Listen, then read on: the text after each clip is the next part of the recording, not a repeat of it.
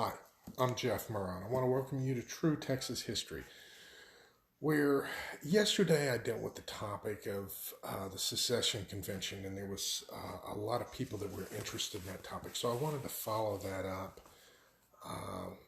with some background or the backstory leading into it. Because at the Secession Convention, what the delegates did, they voted to undo the actions of the Ninth Texas Congress and then submit articles of secession.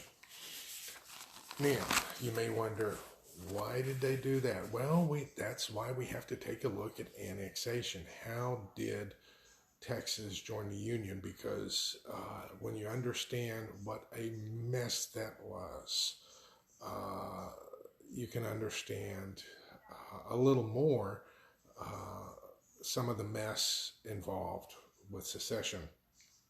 Okay, and I know that this is a hot topic these days. One of the things that I hear some of these other Texas experts say, Texas joined the United States by a treaty. Well, that's not true. We wanted to, and the treaty was there. I mean, President Houston had sent J. Pinckney Henderson as the ambassador to the United States to go ahead and work this out. The treaty came for a vote in 1844. And on June 8th, 1844, the treaty was rejected, 35-16. Some of these people who tell you that we joined by treaty need to do their homework. See, they need a copy of Texans Always Move Them, then they would know.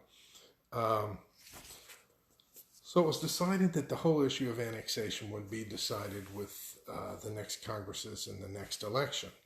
And it just so happened that the United States elected James Knox Polk, who was a strong advocate of the annexation of Texas. And the people of Texas elected Anson Jones. Now, after the vote was rejected, Houston recalled Pinckney Henderson. He was furious, and at that point he felt like Texas needed to go it alone.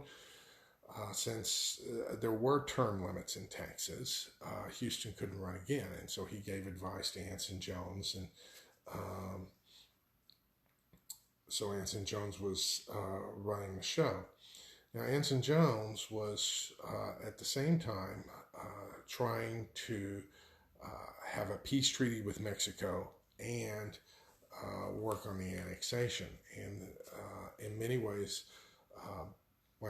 both of those were accomplished, and it was literally a foot race to get the material back to the Texas president. The Texas president called the new Congress into session for a special session, and the duty of that Congress was to consider the Smith-Cuevas Treaty. Instead of considering the treaty, the Congress went ahead and approved the annexation measure. So they were out of bounds when they went ahead and did it. Now, that was approved in July of 1844. Now, in July of 1844, the other thing that was going on, there were U.S. troops being landed off of Corpus Christi in Texas. I mean, thousands of troops. Gee, about the time this measure got approved, the troops arrived. How can that be? Well, the order was given months before for the troops to be transported to Texas. So the Ninth Congress went ahead and approved something that they didn't have the authority to do. Okay, that's what happened on the Texas end, and that was sent to back to the United States. Now, the United States, the treaty that would have required Senate approval had been rejected. So they had to come up with another plan. And with this other plan, number one, President Polk started talking and using the term re-annexation. He floated this trial balloon that Texas had originally been part of the Louisiana Purchase, and all the United States was doing was reclaiming that. Now, that is a blatant falsehood. Texas was not part of the Louisiana Purchase, but, they had to come up with some sort of political excuse. So, that was the political excuse. Still, the annexation was a hot topic that no one wanted to touch. So much so that in Congress, they had to come up with a creative way to spin it. And you had Massachusetts threatening to secede if the United States annexed Texas. Well, what they did, they cut a deal like Congress usually does. When Congress cuts a deal, you need to hold on to your pocketbook because, it's going to hurt you somehow. And that's what they did. They went ahead and cut a deal. They took a piece of legislation that they knew that the northern states wanted, which was the Missouri Compromise, which limited the northern boundary of slavery, put the measure for the annexation of Texas in that act so that it would be assured of passing. And so, because it takes an act of Congress and some special gyrations to go ahead and admit a state. So Texas had already done its homework. Some of the people had already drawn up a state constitution, had things ready. U.S. soldiers had already bribed the Secretary of State for the Republic of Texas with a deal saying, hey, you need to ask for U.S. troop protection to ensure that your election concerning annexation is fair.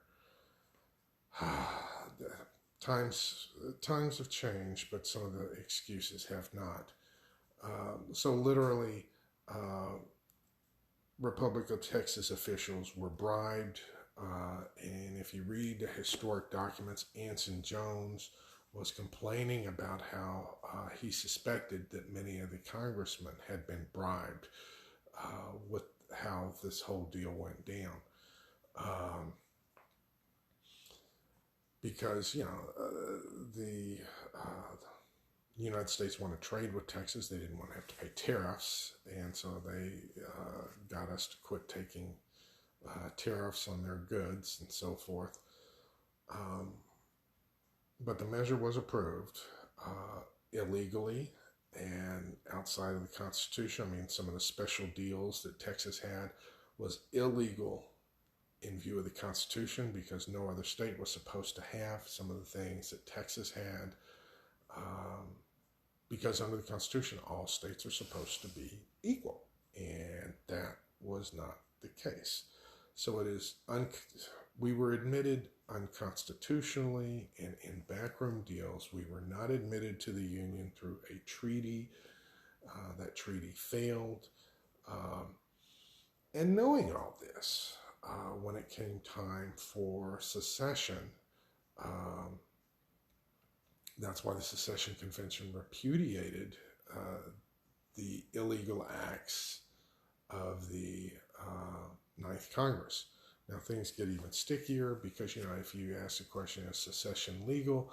A lot of times legal people say no, and they'll cite this court case called Texas versus White, which I may have to spend a whole video on because that is a butcher job that combines principles from the Articles of Confederation with the Constitution, and it combines those apples and oranges, and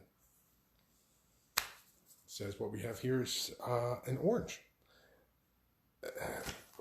or plum or whatever. But it's a butcher job on both documents. And even in the court ruling, it does not say secession is illegal because Justice Chase barely got the ruling that he wanted. And the northern states needed a ruling that proved secession was illegal so that they could justify Reconstruction, because otherwise you do not have a legal right to go into another state and do the things that they did. And that court case was convenient.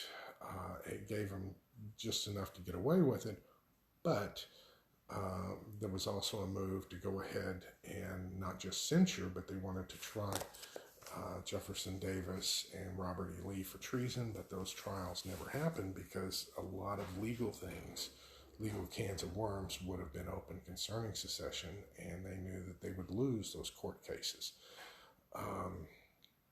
So that's why they were never brought to trial. Also, let me add this. The definition of treason is waging war against another state.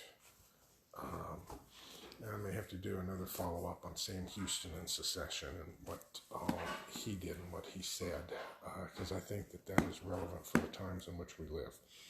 But I hope this background on how Texas got annexed will help you understand the situation. So until next time, this is Jeff Murrah wishing you vaya con Dios, my friends. Goodbye.